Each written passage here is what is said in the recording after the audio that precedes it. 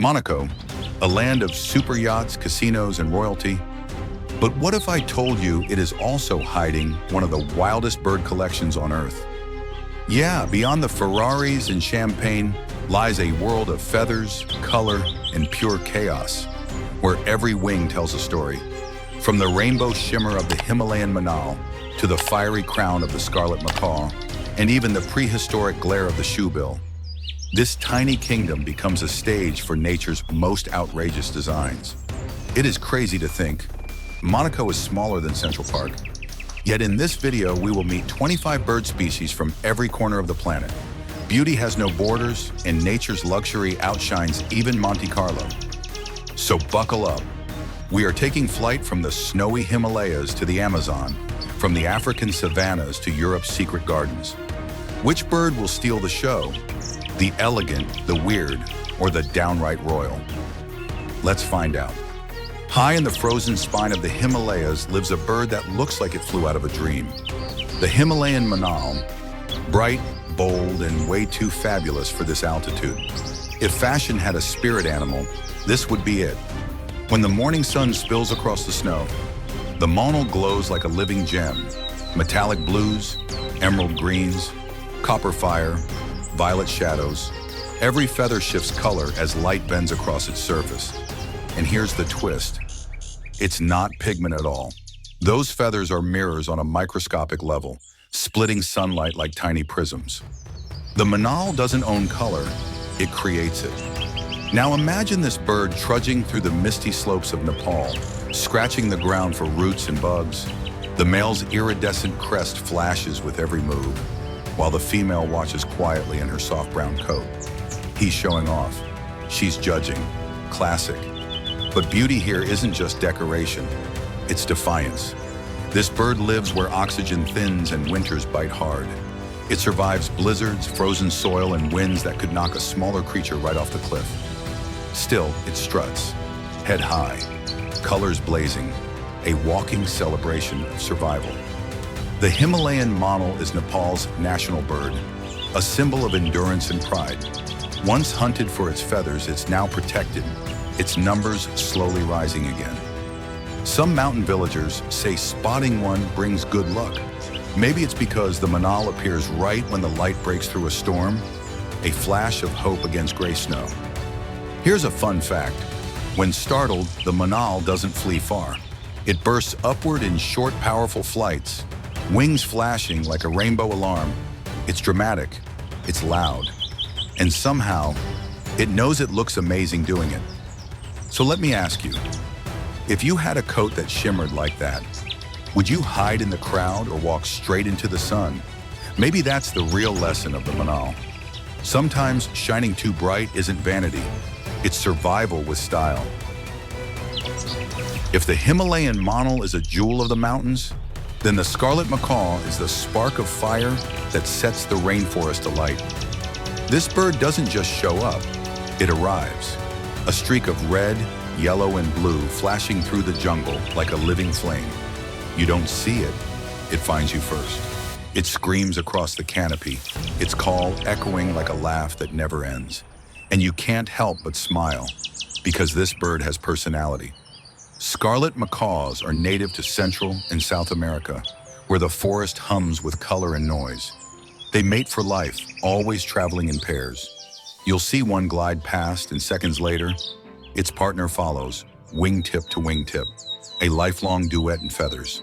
They talk, squawk, argue, and preen, like a married couple that's been together for 20 years. They even share food, taking turns cracking open nuts with beaks strong enough to break bone. That's love or obsession. Hard to tell sometimes. Now here's a secret most people don't know. Those reds and yellows aren't just for beauty. They help the bird vanish. From a distance against the dappled jungle light, those bright colors blend into the flicker of sun through leaves, camouflaged by chaos. Nature's optical illusion. And yet, when the macaw takes off into the open sky, that same color explodes like fireworks. Showmanship and stealth in one body. For centuries, these birds have fascinated humans.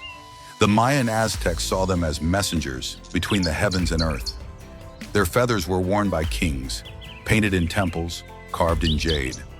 Even today, their image decorates ancient ruins, like echoes of a time when color meant power. But paradise comes with problems. Deforestation, poaching, and the illegal pet trade have hurt macaw populations across the Americas. In some areas, their cries have vanished entirely. Still, there's hope. Conservation groups are reintroducing them to lost forests, and the jungle, once silent, is beginning to laugh again. So here's a question. If the world went gray tomorrow, would you dare to be a splash of color? Because that's what the scarlet macaw does every single day. It doesn't whisper through life, it shouts. And somehow, that fearless noise makes the forest feel alive. Some birds whisper beauty. The toko toucan, it yells it from the treetops. That oversized orange beak isn't decoration. It's a billboard. You see one and instantly think, that can't be real. It's like a cartoon character someone forgot to turn off. And yet it's one of South America's most recognizable icons. Loud, bright, impossible to ignore. Let's start with the obvious. That beak. It's almost as long as the bird's entire body, glowing like molten sunrise. You'd think it'd weigh a ton, right? Nope. It's hollow, made of keratin and air pockets. Strong but light. A design so efficient that engineers have studied it for lightweight armor and aircraft. The toucan's beak isn't just a fashion statement. It's a masterpiece of natural engineering. Now, why so big? It's basically a multi-tool. It helps reach fruit on branches too thin to land on. It snaps up insects, eggs, even small lizards. And in the heat of the rainforest, it acts like a radiator, releasing body heat through that massive surface area. A built-in air conditioner wrapped in neon orange. Toucans are social birds. They live in small groups, bouncing from branch to branch like feathered comedians. They toss fruit to each other, clack their bills in mock fights, and sometimes steal from whoever's not looking. It's chaos, but in the most charming way. And when danger comes, they don't fly far. They slip into dense leaves and freeze, that big beak tucked tight against the chest. Suddenly, the most colorful bird in the forest just disappears. Here's a fun fact. The toko toucan's tongue is nearly 6 inches long, feather-shaped, and fits perfectly inside the beak like a soft measuring tape. Evolution clearly had fun designing this one. You've probably seen its face on cereal boxes, tropical ads, or travel posters. But the real thing is even stranger. When it hops through the canopy, that giant bill swinging like a pendulum, it feels like watching a cartoon in 4K reality. So let's ask, if you had a feature that made you stand out this much, would you tone it down or flaunt it like the toucan does? Because this bird doesn't blend in, it owns the spotlight. Proof that sometimes too much can be just enough. Some birds are painted. The Gouldian finch looks like it was designed. Seriously, if nature had a fashion designer, this would be the model on the runway. A tiny body covered in blocks of color so perfect, it feels digitally edited. Emerald green back, purple chest, yellow belly, turquoise nape. And that face painted either red, black, or orange, depending on genetics. It's like someone hit shuffle on a color palette and said, yes, all of it. Native to northern Australia, these finches live in the sun-baked savannas, where the light is fierce and every color pops brighter than reality. They gather in noisy flocks, fluttering like confetti over dry grass and termite mounds. At first glance, they look delicate, fragile even. But don't be fooled. These birds are survivors. They endure brutal heat, long droughts, and wildfires. When water disappears, they track the rains across miles of land. Tiny, determined rainbows refusing to fade. And here's something fascinating. The colors aren't just for show. Scientists found that female finches prefer males with the most balanced combination of hues. Too much red? Too aggressive? Too little contrast? Too dull? It's not just beauty, it's communication, an evolutionary code written in color. Their patterns signal health, strength, and even personality. In a way, each Gouldian finch is wearing a mood board. They're also incredibly social. You'll hear them before you see them. Soft, chattering calls like a tiny group of friends gossiping in the treetops. They share everything: food, perches, nesting duties. But when breeding season comes, things get complicated. Males dance with rapid, jerky movements, flashing their chests in rhythmic pulses. It's adorable and desperate, because out here, love is a race against the dry season. Sadly, the Gouldian finch almost vanished in the wild during the 20th century. Habitat loss, wildfires, and trapping for the pet trade reduced them to a few thousand birds.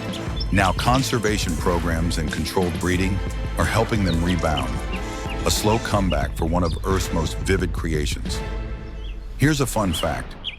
When sunlight hits their feathers at just the right angle, they don't simply glow, they shine like glass dusted with color. If hope ever needed a face, it might look like this bird, small, bright, and stubbornly beautiful. So tell me, would you rather blend in to survive or dare to stand out like a living rainbow? Because the Gouldian finch never chose safety, it chose spectacle. If color had a capital city, the paradise tanager would be its mayor. This little bird looks like it escaped from a painter's dream, or maybe a spilled box of crayons. Its head glows neon green, its body flashes turquoise, its tail burns in shades of violet and black, and right in the middle, a patch of bright yellow, like the sun decided to take a nap on its feathers.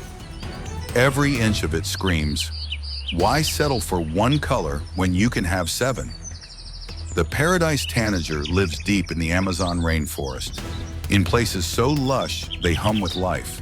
It darts between treetops, chasing insects and fruit, its colors streaking like a shooting star under the canopy. If you ever see one in motion, it's like watching light itself try to keep up. The locals call it 7-colored beauty, and honestly, that feels like an understatement. But here's the catch. For all that flash, it's not easy to spot. In the filtered light of the forest, its mix of greens and blues actually helps it blend into the leaves.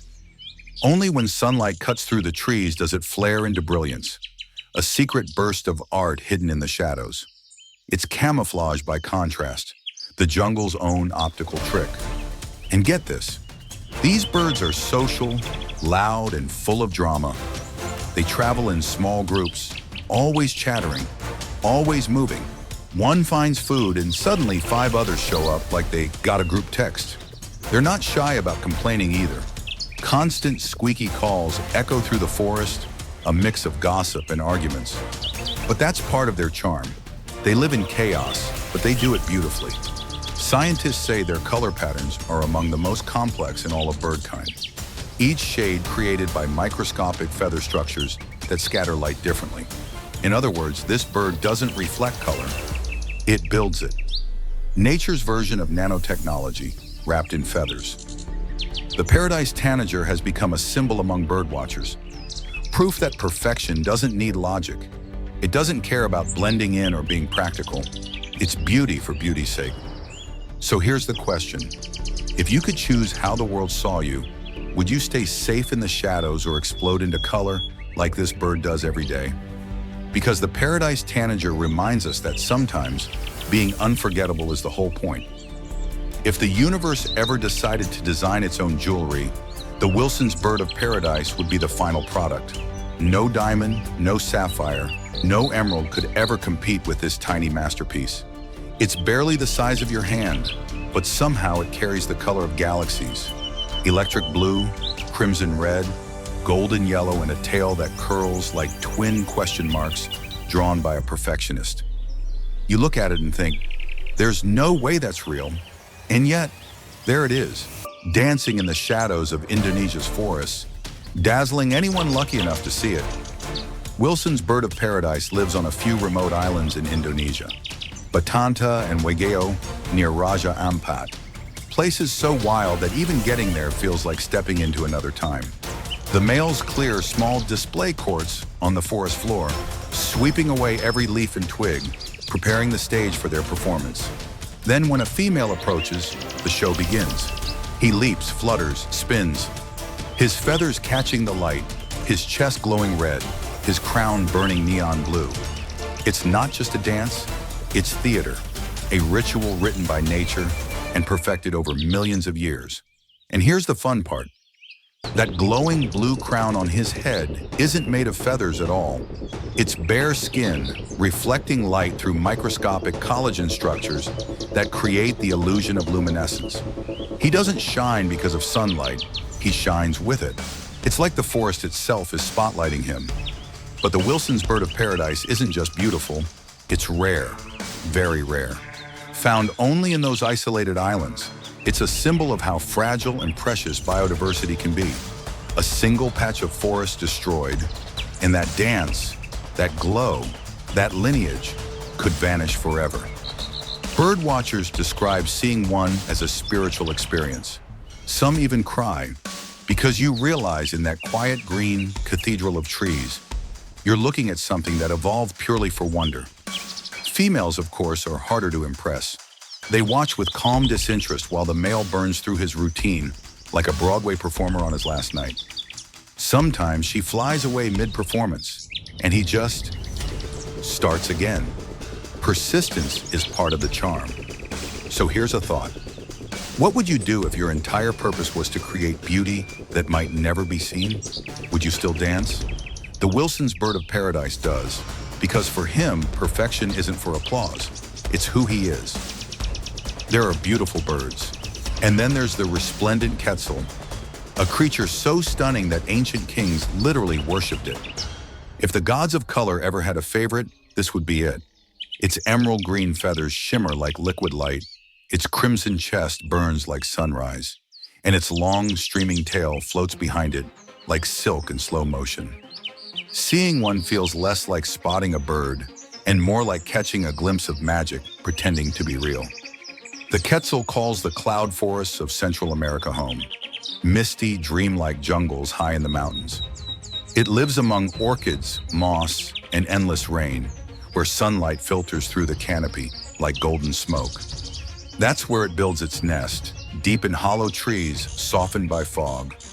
And even though it looks like it should rule the forest, the quetzal is shy, quiet, almost invisible among the leaves. Its beauty isn't loud, it's mysterious. Here's a story worth knowing. For the ancient Maya and Aztec civilizations, this bird was sacred. They believed the quetzal carried the spirit of freedom. Its feathers were worn by kings and priests, but the bird itself was never killed, only captured, plucked, and released. To kill a quetzal was to curse your soul. Its name even became legend. The Guatemalan currency, the quetzal, still carries its memory. That's how deep its power runs. But beauty like this doesn't come without risk. Deforestation has erased much of its home, and in some regions the bird is vanishing. It doesn't adapt well to human change. It needs ancient trees, tangled roots, and clean, cool air. When those disappear, so does the magic. And that's the tragedy. A bird built for paradise, now trapped between memory and survival. Fun fact, during mating season, the male's tail can reach over 3 feet long. It flutters behind him like a living banner as he courts his mate, floating through the mist. It looks effortless, but that tail makes flying a nightmare. He still does it though. Every morning, every season, just to impress her. So here's a thought. Would you carry the weight of your beauty if it meant struggling to survive? The quetzal does. And maybe that's why it remains one of Earth's most haunting creatures. Not because it's perfect, but because it's fragile and still dares to shine. Some birds are born loud. This one was born fabulous. Meet the Major Mitchell's cockatoo, the diva of the Australian desert skies.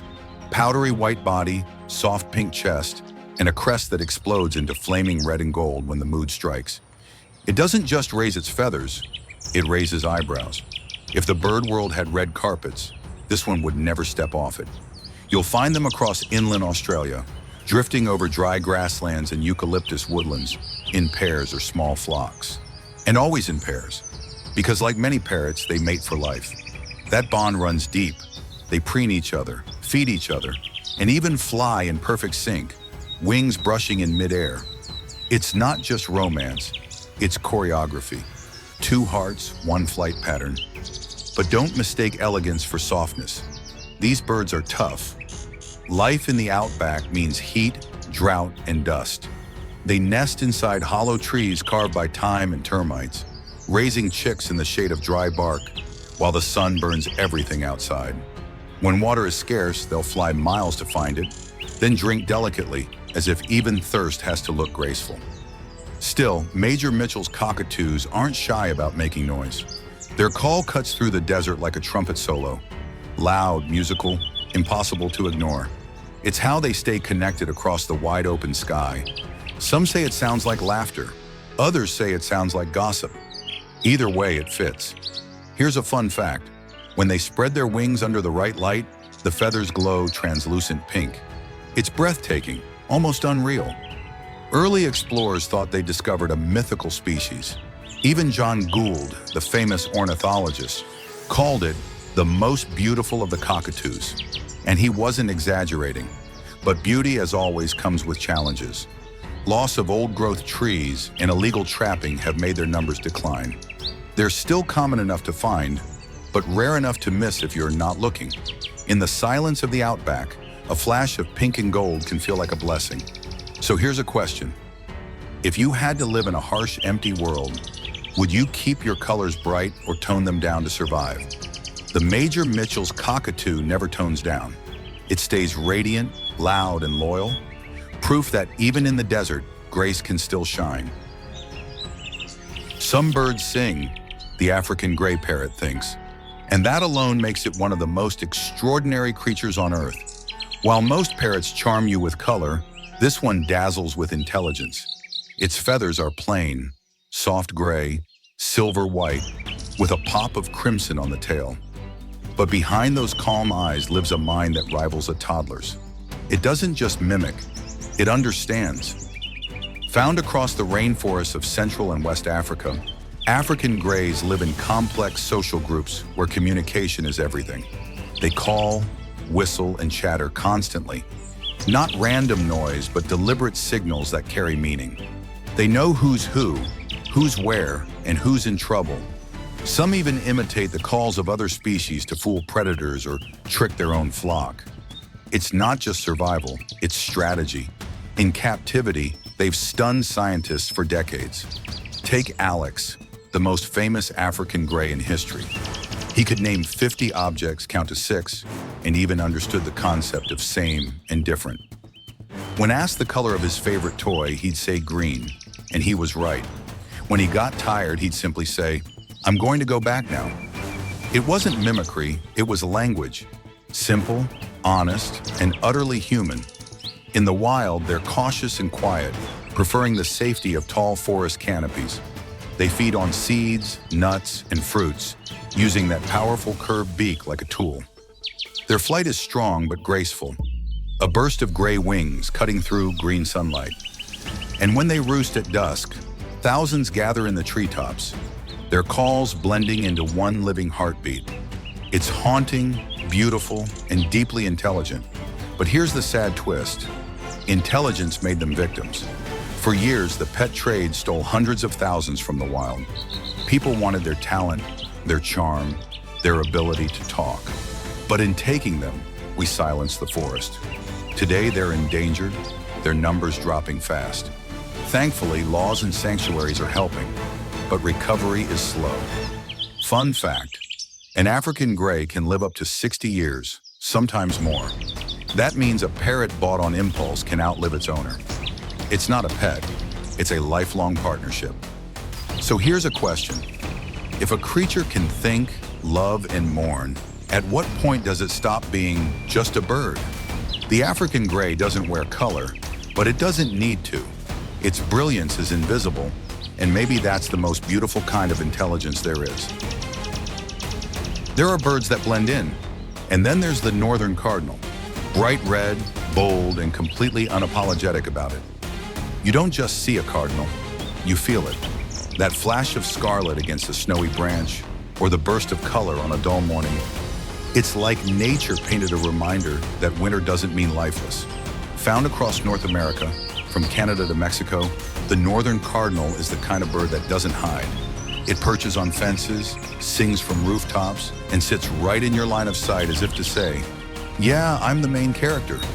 The males wear that iconic red suit, vibrant, sharp, and impossible to miss. The females, though, they're subtler, soft tan and gold with hints of orange on the wings. Understated beauty, the kind that doesn't need to shout. And then there's that song, clear, whistling, cheerful. A melody that seems to cut straight through winter's silence. Cardinals sing all year, but their voice hits differently in the cold.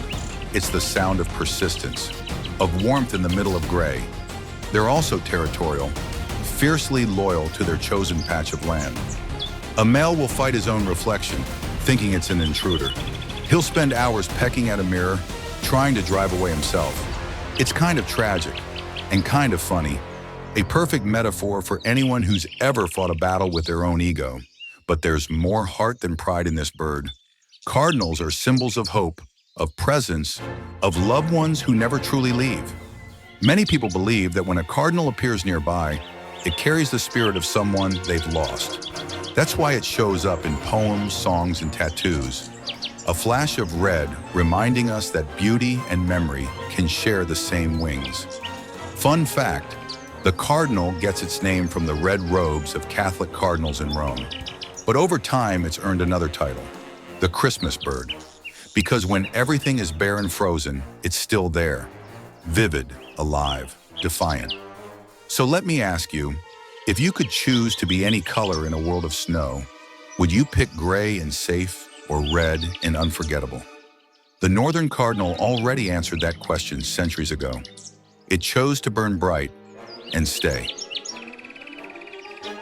If the northern cardinal is the bold celebrity of North America, then the blue tit is Europe's tiny comedian. Small, smart, and always up to something. You might miss it at first. It's only about 4 inches long. But once you hear that high, cheerful chirp and see that splash of blue and yellow darting between branches, you'll never forget it. The blue tit doesn't walk through life quietly. It zips, flutters, and pokes around like it's on a never-ending quest to make trouble look adorable. This little bird lives everywhere, from oak forests and orchards to backyard gardens across Europe. Wherever humans are, the blue tit's probably there too, hanging upside down from a feeder like a tiny acrobat with zero self-awareness. It's clever, ridiculously clever. It learned to open milk bottle caps in Britain decades ago, stealing the cream off the top before breakfast even started. No manual, no YouTube tutorial, just pure curiosity. That's bird-level innovation. Its colors are stunning.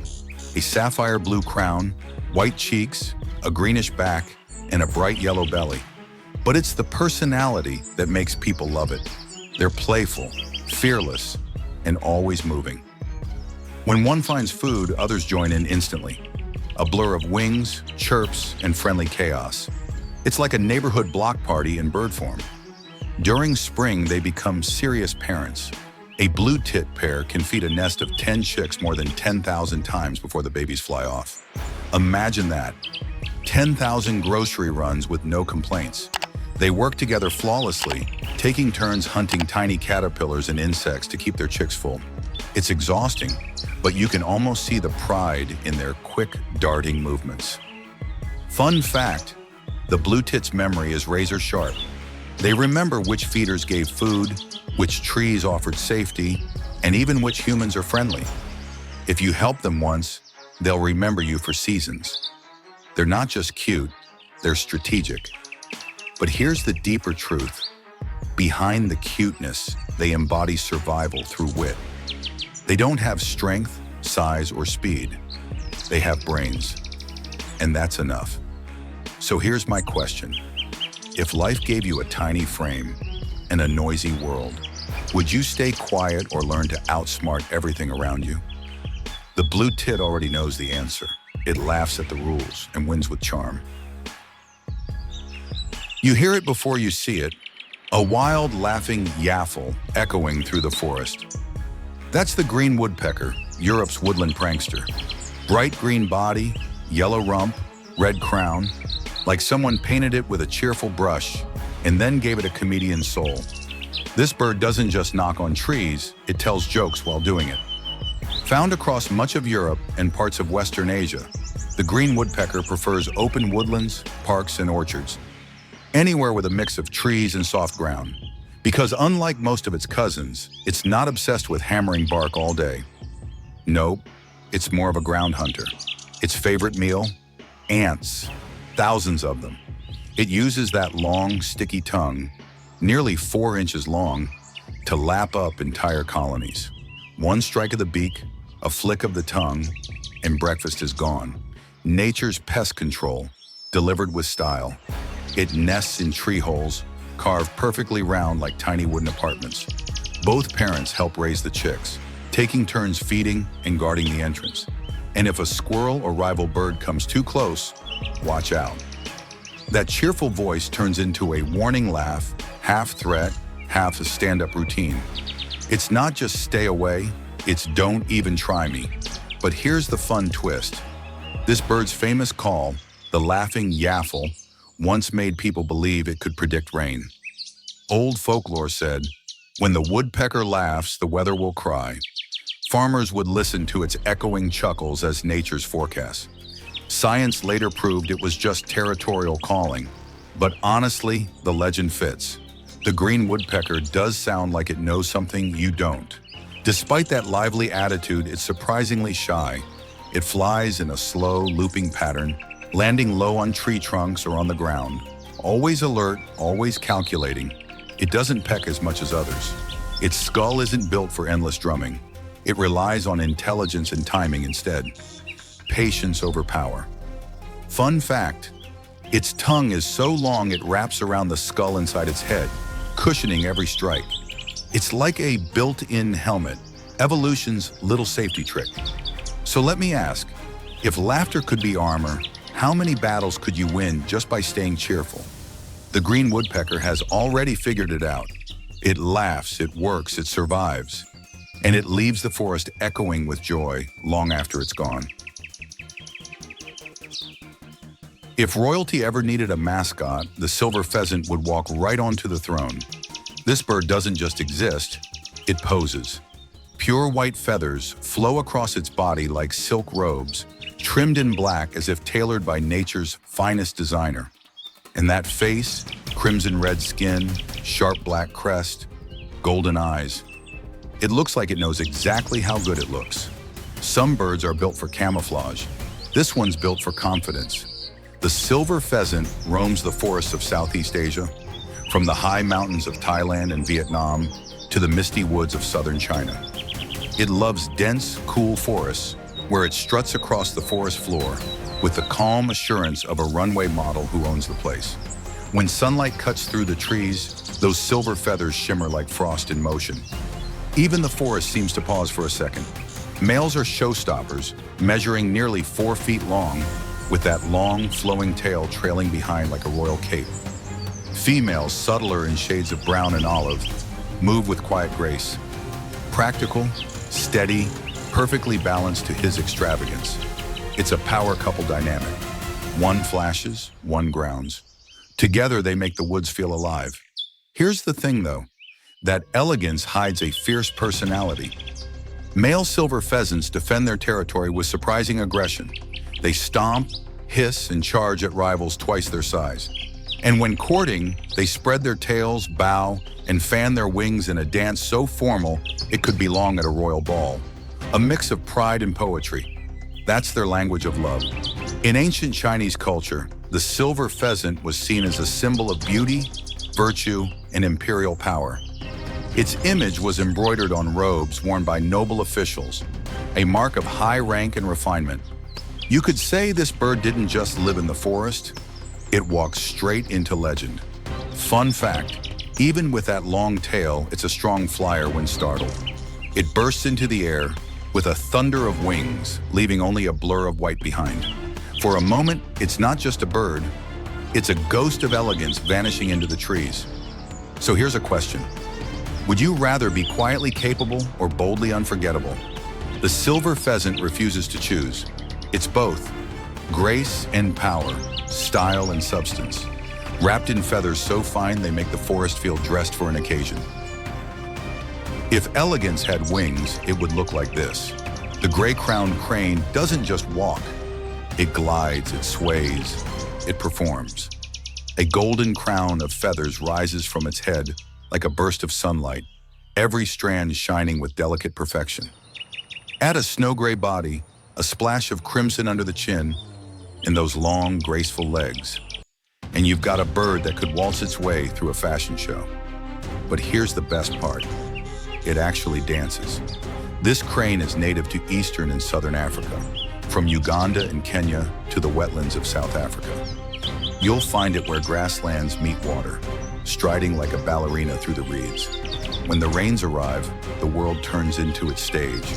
Pairs face each other, wings open wide, heads bobbing, feet stomping in rhythm. A performance both romantic and ridiculous. Even juveniles join in, bouncing around like overexcited backup dancers. No one told them dancing was optional. The crane's call is deep, trumpet-like, loud enough to roll across an entire valley. They use it to find each other, to warn others, and sometimes just to shout for the joy of being alive. It's one of those sounds that makes the African landscape feel ancient and awake. If the savannah had a heartbeat, this would be part of it. But behind the beauty lies resilience. The gray-crowned crane is one of the few crane species that can perch in trees. Its long hind toe, rare among cranes, lets it grip branches like a dancer grabbing a railing mid-spin. And it's not all elegance and grace, it's a survivor. As wetlands shrink and farms spread, this bird adapts, nesting in rice fields, living near people, learning to balance tradition with change. Still, its population is falling. Habitat loss, power lines, and illegal capture are stealing the rhythm from its dance.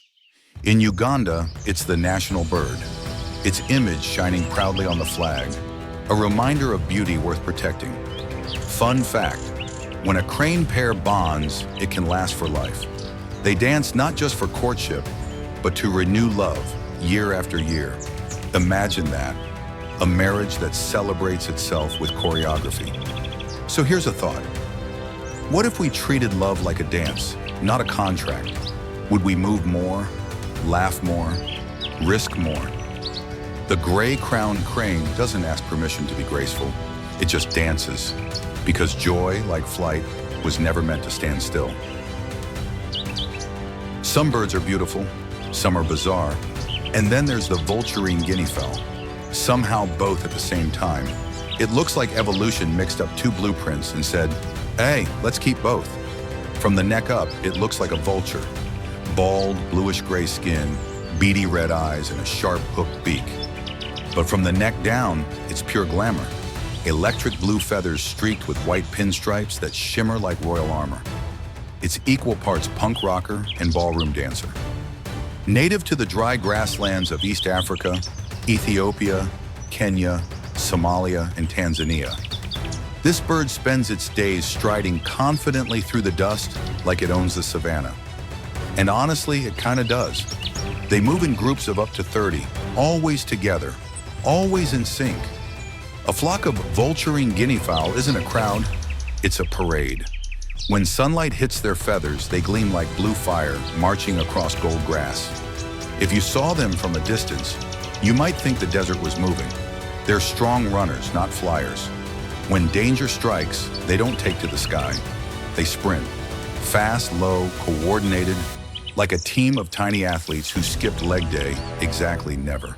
And if one bird spots a predator, the whole flock reacts instantly, voices rising in a chorus of sharp, metallic squawks. It's chaos. Loud, brilliant, beautiful chaos.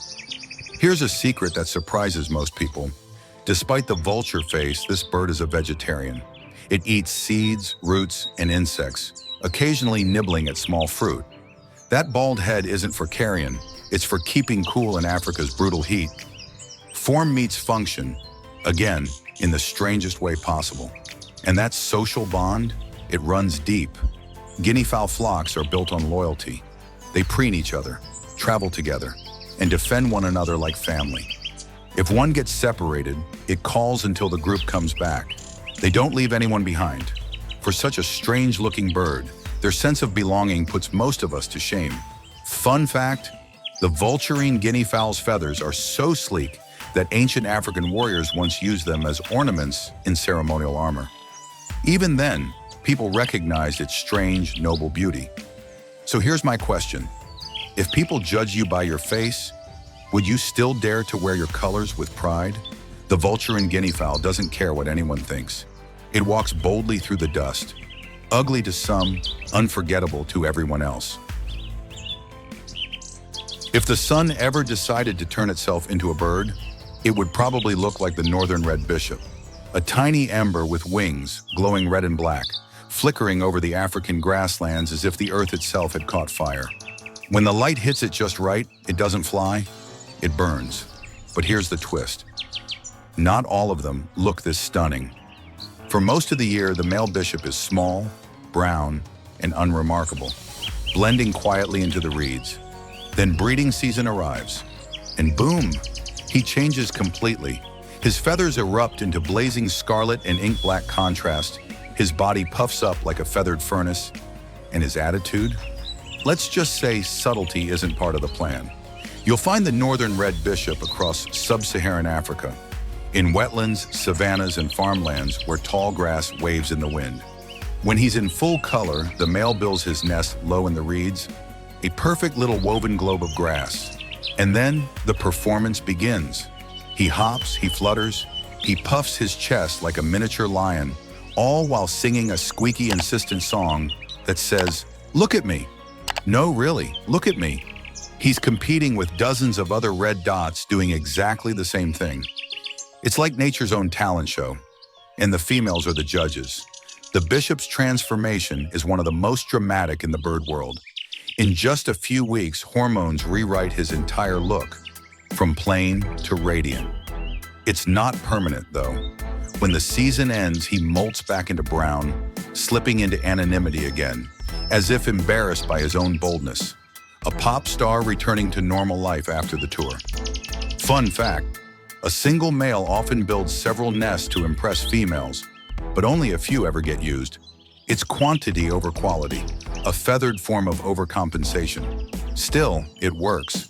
When that crimson coat flashes against green grass, even the sky seems to stop and stare. So here's the real question. If you could reinvent yourself every season, would you? Would you risk standing out just to be seen? The northern red bishop does year after year. He turns dull safety into blazing art, knowing it won't last, but doing it anyway. Because for this tiny bird, beauty isn't forever, it's for now, and that's enough. Some birds look elegant, some look fierce, and then there's the crested duck, a bird that looks like it just rolled out of bed 5 minutes before the photo shoot. With that round little puff of feathers sitting perfectly on its head, it's like the duck version of a bad hair day that somehow works. You can't look at it without smiling. It's the feathered equivalent of comic relief in a wildlife documentary. You'll find crested ducks across South America, especially around the Andean lakes and wetlands of Argentina and Chile. They prefer cold, open water and rocky shores, where they waddle, dive, and splash through freezing streams without a single complaint. They're hardy little creatures, made for altitude and wind, wearing that silly pom-pom like it's a crown. And believe it or not, that crest isn't just decoration. It's the result of a genetic mutation. The feathers grow over a small fatty lump on the skull, giving the duck its unique hairdo. It's harmless, but definitely unforgettable. Crested ducks are monogamous, lifelong partners, perfectly synchronized. You'll see them feeding side by side, dipping their bills in the same rhythm, floating together like old couples who've figured out every unspoken rule. And when danger comes, they don't panic. They just lift their heads, tilt slightly, and swim away with a kind of quiet, unimpressed grace. Like, predator? Ugh. Not today, they're strong flyers too. Despite their chunky look, they can cover huge distances across mountain valleys, flying low over icy lakes where few other birds dare. And that soft gray plumage, simple, balanced, understated, catches the light like silver dust. It's beauty without showing off. Fun fact, The crest gene that makes these ducks so charming can actually be inherited by domestic breeds, which is why you sometimes see fancy ducks in parks with the same fluffy pom-pom. It's like nature accidentally invented the first hairstyle trend. But here's the real charm. The crested duck doesn't seem to care how it looks. It just is. Confident, calm, and unintentionally hilarious. It reminds us that not every beauty needs to be perfect. Some just need to make you smile. So here's my question. Would you rather be flawless or fun? Because this duck proves something simple. A touch of weirdness beats perfection any day. In a world full of sleek feathers and sharp poses, the crested duck waddles through, happy, fluffy, and completely itself. If birds had mustaches, most would look ridiculous, but not this one. The Inca tern wears its white curling whiskers like a gentleman straight out of a Victorian painting. Add a smoky gray body, a crimson bill, and bright red feet, and you've got a bird that looks like it's perpetually late for an art gallery opening. It's elegance and comedy in one perfect package.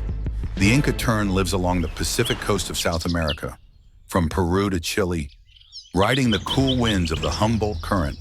It spends its days diving for anchovies and sardines, weaving through sea cliffs with effortless precision. You'll find thousands nesting on rocky ledges, the air filled with their harsh, croaking calls that sound halfway between a laugh and a complaint. It's chaos, but a graceful kind of chaos. Think of a red carpet full of loud, beautiful birds who all believe they're the star. That iconic mustache isn't just for show, it's a health signal. Scientists discovered that Inca terns with longer, fuller mustaches are stronger and more likely to attract mates. In other words, mustache equals confidence. The bigger the curl, the better the chance of finding love. Even nature, it seems, has a soft spot for style. They're excellent flyers, able to hover just above the waves before plunging headfirst into the sea, bill first to grab their catch.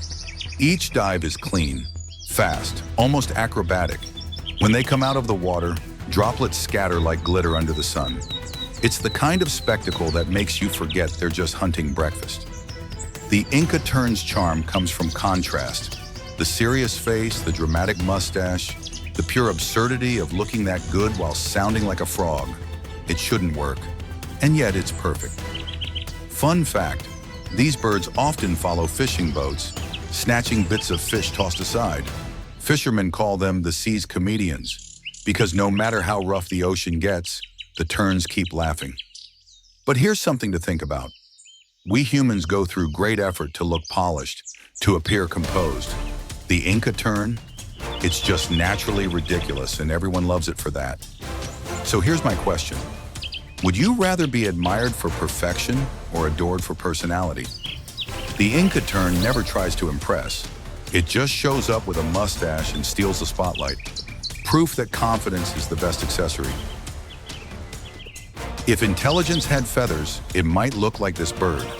The Egyptian vulture isn't majestic in the classic sense. No golden crown, no perfect posture. Instead, it's lean, scruffy, and perpetually curious, like a scientist who never stops experimenting. But here's the thing. This bird uses tools. That's right. It's one of the few animals on Earth that can pick up a rock and use it with purpose. You'll find it across Africa, Southern Europe, and parts of Asia, drifting effortlessly on thermals, white wings glowing against the sky. It's not huge, maybe half the size of an eagle, but it carries itself like it knows something the others don't, because it does. When it finds an ostrich egg, too thick to break with its beak, it picks up a stone and throws it, not once, over and over, until the shell cracks and the reward spills out. That's not instinct, that's planning. A problem solved through thought. A mind at work behind those sharp yellow eyes. For centuries, people have noticed. The ancient Egyptians saw something divine in this bird. They carved it into hieroglyphs, calling it the purifier. It fed on the dead, yes, but it also kept the land clean. Nature's quiet recycler. Some scholars believe the vulture symbolized motherhood and protection because of the way it cared for its young. Others thought it was sacred to Isis, the goddess of life. Either way, this scruffy genius earned its place among gods. The Egyptian vulture's face is bare and bright yellow, its feathers white with black-tipped wings. It's not what you'd call beautiful, but in motion, soaring over desert cliffs or ancient ruins. It's mesmerizing. It rides the heat waves like a kite, conserving every ounce of energy, master of the effortless glide. Fun fact, they're one of the few birds that regularly use sticks or twigs to collect wool for nesting. They even roll in dust or mud to control parasites. Every act deliberate, every move smart. But here's the twist. Despite its brilliance, this bird is endangered. Poisoning, power lines, and habitat loss are shrinking its numbers fast. The same creature that once stood beside gods now struggles to survive our modern world. So here's my question. What's smarter? Beauty that dazzles or brains that endure? The Egyptian vulture may not turn heads like a peacock, but it outsmarts almost everyone else. In the end, intelligence, not appearance, keeps the wings in the sky. Some birds are symbols of beauty. This one is a symbol of survival. The northern bald ibis isn't what most people would call pretty. Wrinkled face, long curved beak, bare black head that looks centuries old. But spend 5 minutes watching it and you'll see something deeper. It's not a creature of glamour. It's a relic, a survivor from another age, a ghost that refused to disappear. Once, these ibises filled the skies of the Middle East, North Africa, and Southern Europe. Ancient Egyptians carved them into tombs, believing they represented the soul's journey to the afterlife. For medieval monks in Europe, they symbolized faith and endurance. But over the centuries, hunting, habitat loss, and superstition wiped them out from almost everywhere. By the 1980s, only a few hundred remained, clinging to cliffs in Morocco and Syria like stubborn memories refusing to fade. And yet, they're still here. These birds don't give up easily. They live on cliffs, nest in colonies, and return to the same spots year after year, tracing ancient flight routes over deserts and coastlines. Their migration, from Morocco to Ethiopia, or from Turkey to Sudan, crosses hundreds of miles of harsh, open land. They navigate by instinct and memory, generation to generation. It's not just migration, it's tradition. The northern bald ibis stands about 2.5 feet tall, with glossy black feathers that shimmer green and purple in sunlight. Its face, bald and red, looks prehistoric, and it is.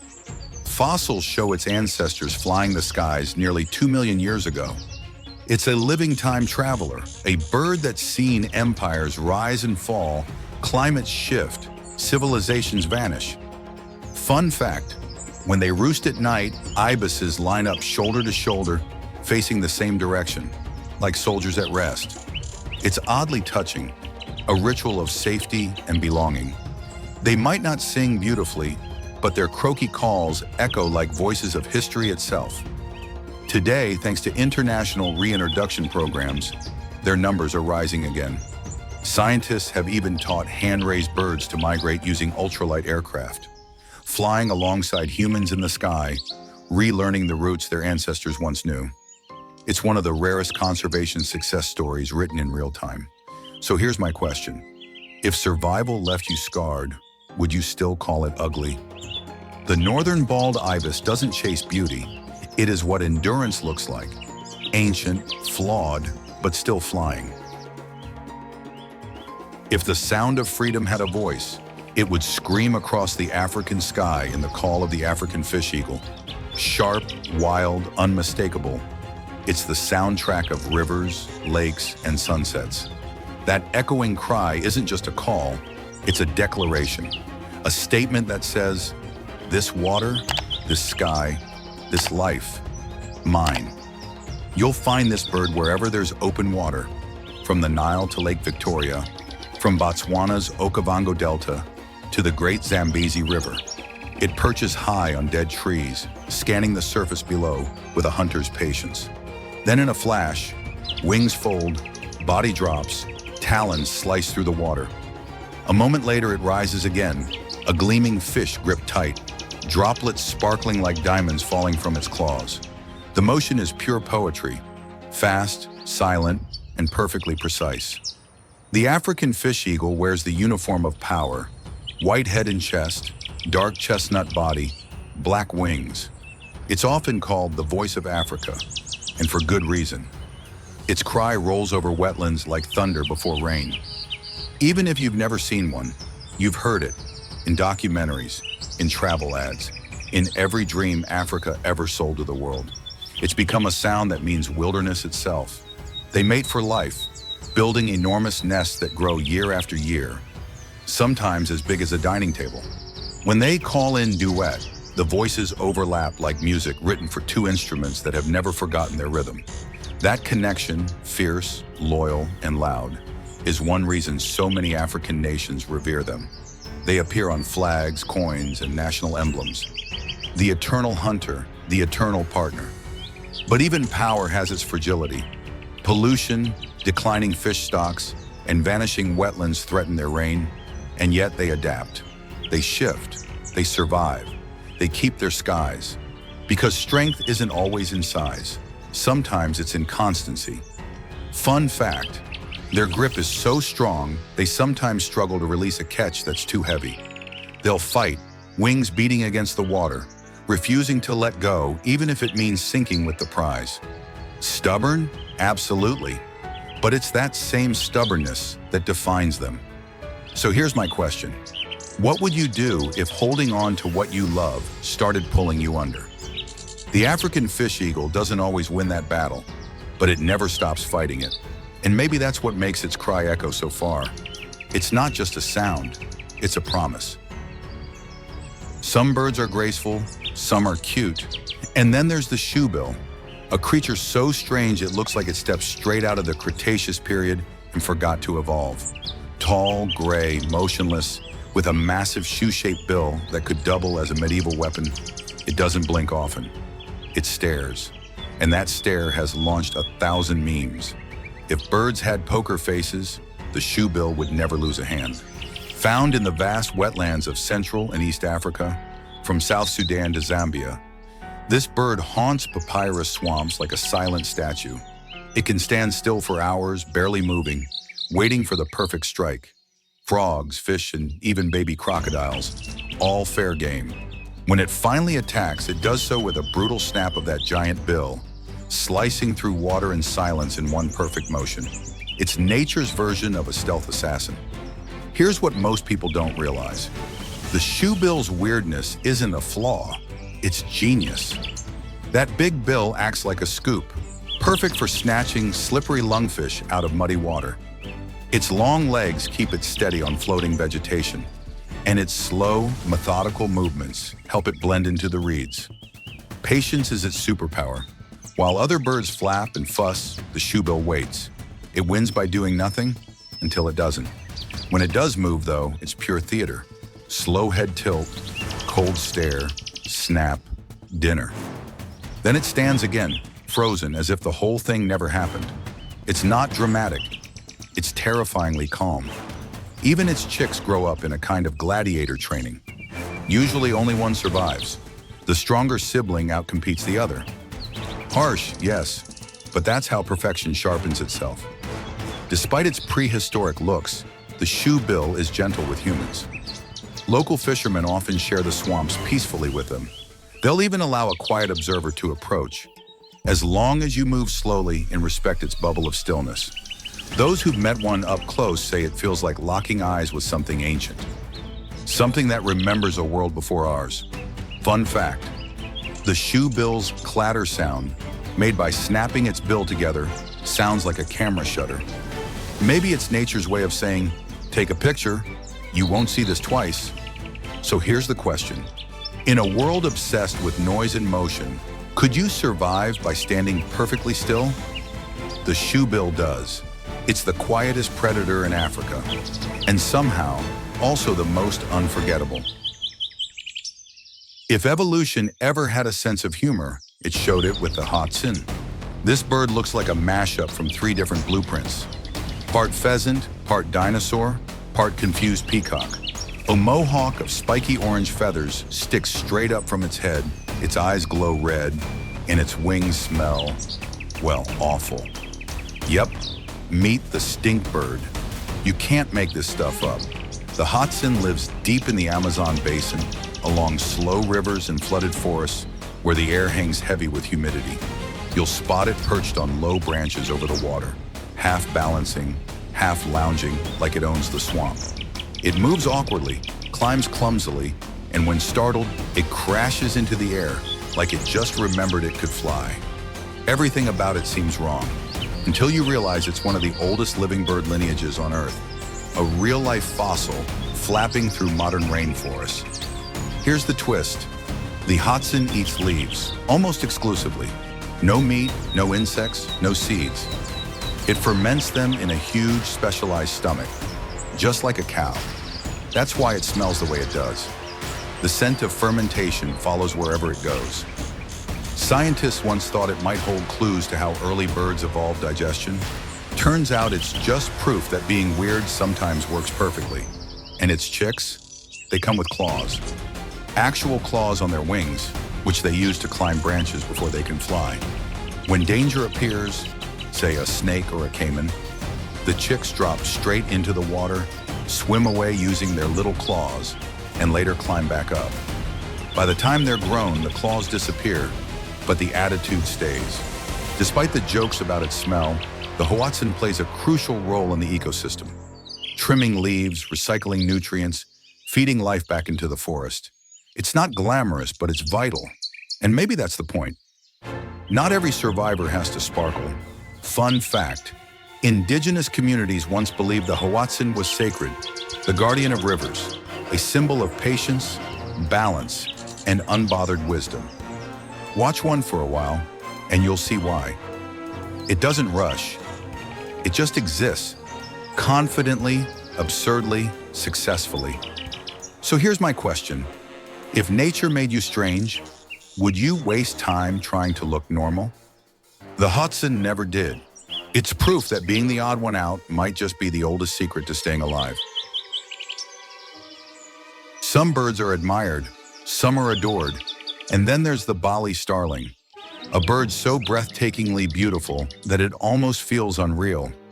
Snow-white feathers so pure they seem to glow, sapphire blue skin around the eyes, and a delicate crest that ripples like silk in the breeze. It doesn't need color to stand out. It's perfection in simplicity. Beauty so quiet it silences everything around it. Native only to the island of Bali, this starling was once a common sight among coconut groves and monsoon forests. Its song, soft, melodic, full of trills and whistles, used to drift through the trees like a hymn. But paradise rarely stays untouched. Over time, poaching and habitat loss nearly erased it. By the 1990s, fewer than 20 Bali starlings survived in the wild. 20, an entire species balanced on the edge of disappearance. And yet, against all odds, people fought for it. Conservationists, zookeepers, local villagers, even Balinese spiritual leaders came together to bring the bird back. Captive breeding programs began, temples became sanctuaries, and slowly those white wings returned to the skies.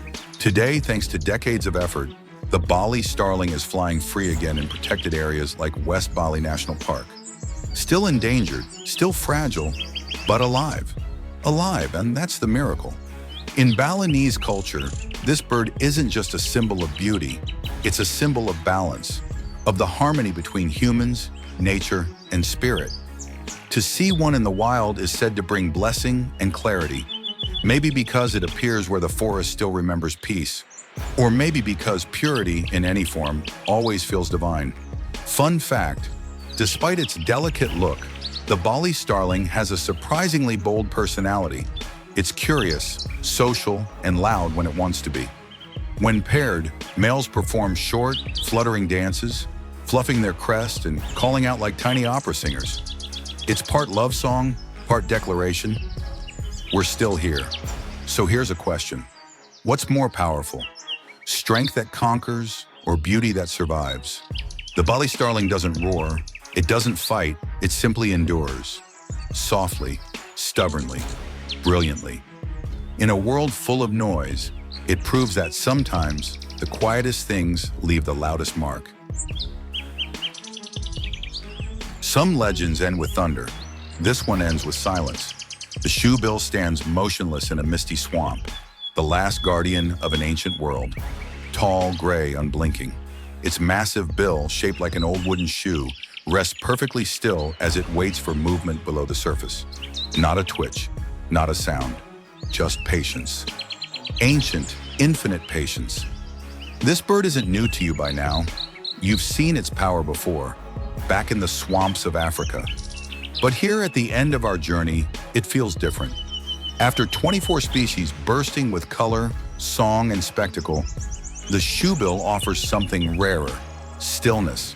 A reminder that beauty doesn't always need to shout. Sometimes it simply exists. It's one of the last survivors of a prehistoric lineage, older than most rivers it hunts beside. Fossils of its ancestors date back millions of years, long before humans drew their first stories on cave walls. And somehow it's still here, unchanged, unmoved, watching over the same marshes that fed its bloodline for ages. When it strikes, it's sudden and brutal, but when it waits, it feels eternal. That balance, power and stillness, is what makes it unforgettable. The shoebill's life is a paradox. It looks fierce, yet it's calm. It stands alone, yet it rules an entire ecosystem by simply being present. Locals in Uganda call it baleniceps, meaning whale-headed, but they speak of it with reverence, a living spirit of the wetlands. To see one is to feel time slow down. Even the water seems to hold its breath. Fun fact, when it greets another shoebill, it doesn't sing or fight. It bows and clatters its enormous bill like a pair of wooden drums, echoing through the swamp like a heartbeat. It's communication stripped to its essence, primal, honest, ancient. And maybe that's the message of this whole journey. From the dazzling manal of the Himalayas to the pure white Bali starling, from the clever African gray to the stoic relic, every one of them tells the same story. That life endures. That wonder still hides in the corners of this planet. So here's one last question. In a world racing forward, can you still stand still long enough to see what's real? The shoebill can, and maybe that's why it's still here. The silent witness to everything wild, everything fragile, everything worth protecting. And there it is, the final flap of our wings. From the frozen peaks of the Himalayas to the tangled rivers of the Amazon, from the blazing deserts of Africa to the soft skies over Monaco, we've met 25 wonders that prove one thing: this planet still knows how to surprise us. Every color, every call, every strange adaptation is a reminder that nature doesn't repeat itself. It creates. Think about it. The shimmering Himalayan monal bending light itself. The scarlet macaw painting rainbows across jungles. The shoebill standing silent in ancient swamps. Each one a miracle wearing feathers. Each one a piece of a story older than our own. And yet so many of these creatures stand on the edge. Their homes shrinking, their songs fading. But maybe that's where we come in. Maybe beauty only matters if we decide to protect it. If a single bird can outshine a city of lights, imagine what a billion small acts of care could do for the wild world. So the next time you hear birdsong outside your window, stop, listen. That voice carries across centuries of survival. It's not background noise, it's history, breathing. Tell me, which bird from our journey struck you the most? Was it the radiant quetzal, the clever African gray, the fearless shoebill? Drop it in the comments. I'd love to know what moment made you stop and feel something, because that's what Wild Wings is about. Not just bird, but wonder, rediscovery, and the shared heartbeat between us and the sky. Until next time, keep your eyes open, your heart curious, and remember, every feather has a story, and every story deserves to fly.